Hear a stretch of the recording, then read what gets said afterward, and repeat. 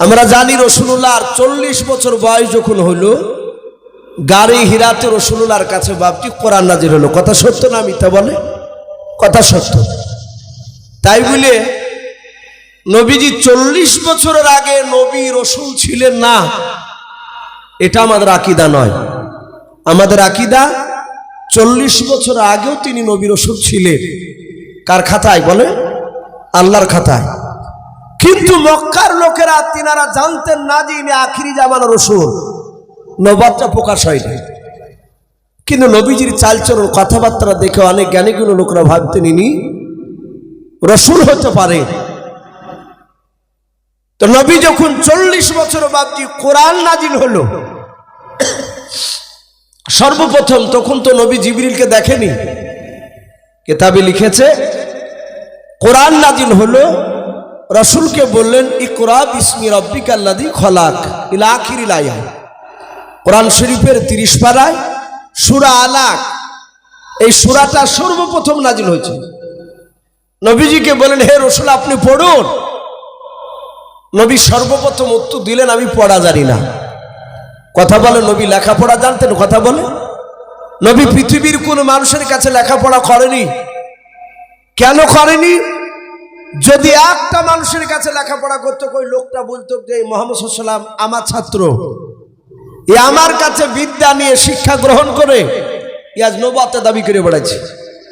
অনেক প্রাইমারি স্কুলের মাস্টাররা তাদের ছাত্ররা যখন কলেজের প্রফেসর হয়, অনেক বড় ডিপার্টমেন্টে যখন চাকরি পায়, অনেক সময় চায়ের দোকানে গল্প করতে করতে বলে যে ছাত্রটা আমার ছাত্র, আমি কে মানুষ করেছি।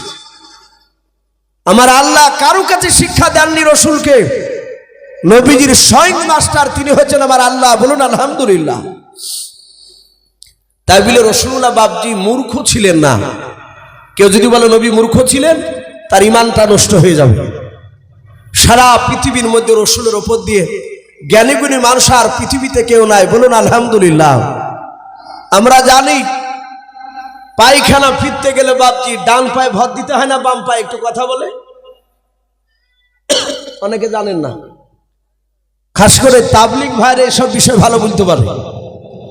বাম পায়ে বাপজি ভর দিয়ে পায়খানা পেশাব করতে হয়। এটা রাসূলুল্লাহ বলেছেন আজ ১৫০০ বছর আগে, যে বাথরুমে গেলে বাম পায়ে ভর দিয়ে পেশাব পায়খানা করবা।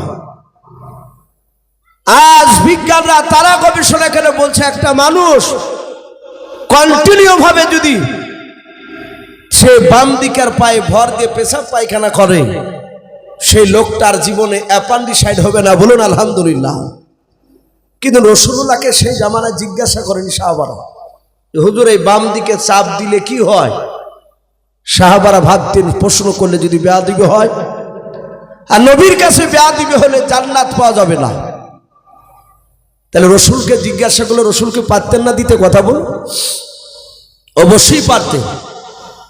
নবীর সারা পৃথিবীর মধ্যে বাপজি শ্রেষ্ঠ আমার রহমতের নবী, তিনি জ্ঞানী।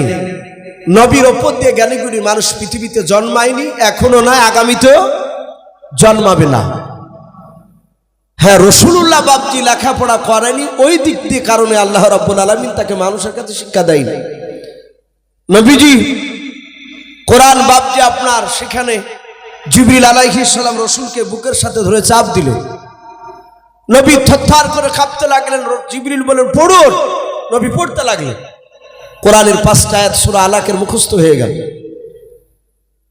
আল্লাহর নবী ওখান থেকে নেমে আসলেন, এসে খাদিজাতুল কুবরা রাদিয়াল্লাহু তাআলা আনহা ডাক দিয়ে নবী বলেন খাদিজা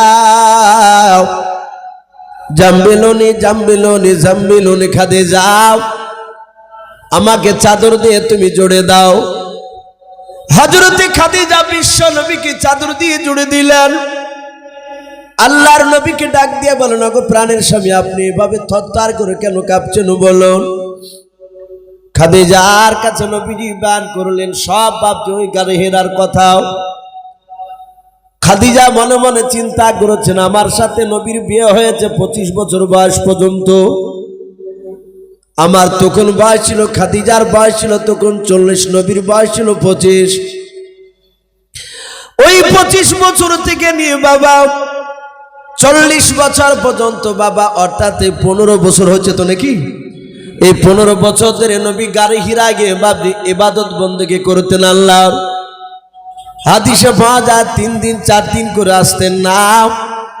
আল্লাহর নবীর অর্ধাঙ্গিনী বিবি খাদিজা ওই গাড়ি হিরায় বাপ যে খাবার নিয়ে যেতেন, নবীকে নিজে হাতে খাওয়াতেন।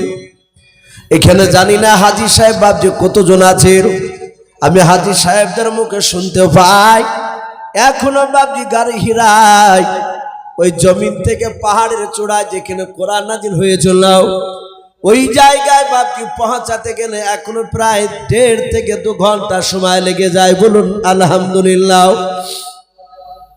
এখন তো বাবা জায়গাটা কেটে কেটে বাপজি রাস্তা বানিয়েছে, করেনি রাস্তা?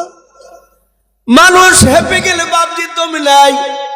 সেই সময় বাপজি রাস্তা করা ছিল না রে বাবা, প্রায় 3 ঘন্টার উপরে সময় লাগতো।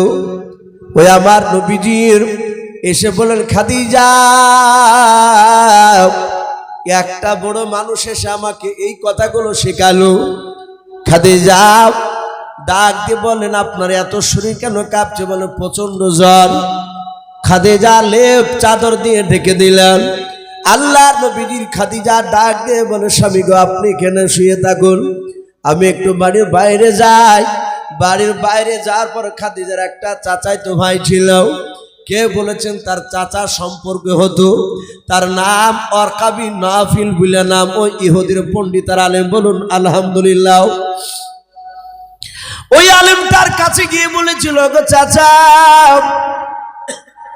আর যদি ভাই হয় তাহলে ভাই সম্পর্কে বলেছিল ভাই আমার স্বামী গাড়ি হেরা থেকে এসে তত্তার করে কাঁপতেছে, একটা বিরাট মানুষকে দেখেছে সেখানে, তার আগে কোনোদিন দেখে নাই।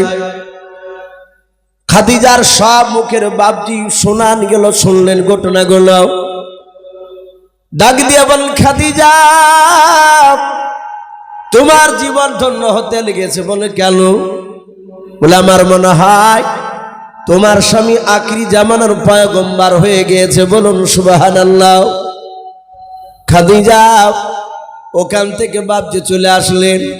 ওয়ারকা বিন নাফিল বলেছিল গো খাদিজা, তোমার স্বামীকে যদি পরীক্ষা করতে হয় তাহলে পরীক্ষা করবাও।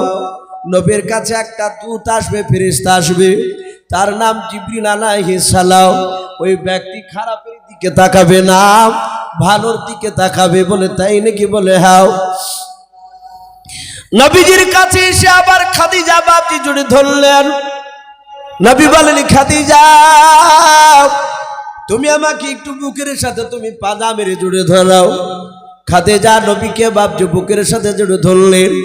বলে স্বামী গো ভয় করবেন না, চিন্তিত হবেন না। আল্লাহর নবী বলেন খাদিজা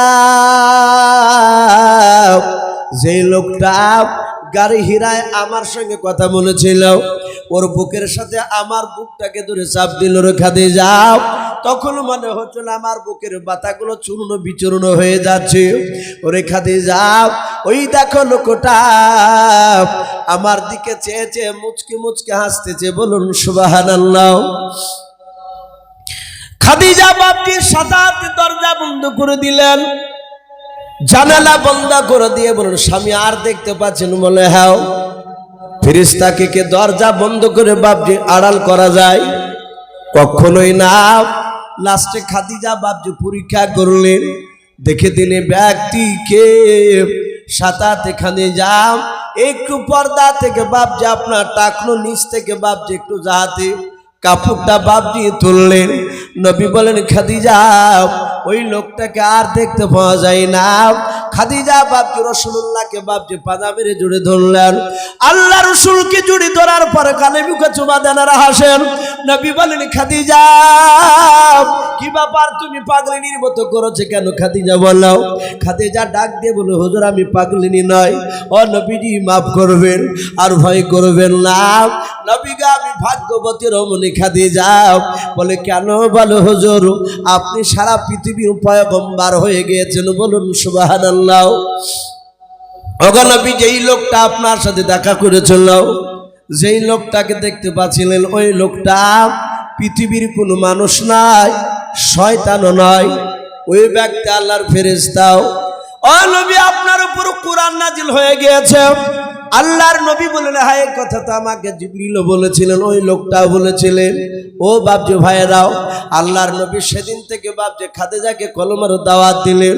কিতাবে লেখা আছে আল্লাহর নবীজিকে বাপজি চাদর দিয়ে ঢেকে দিয়েছেন।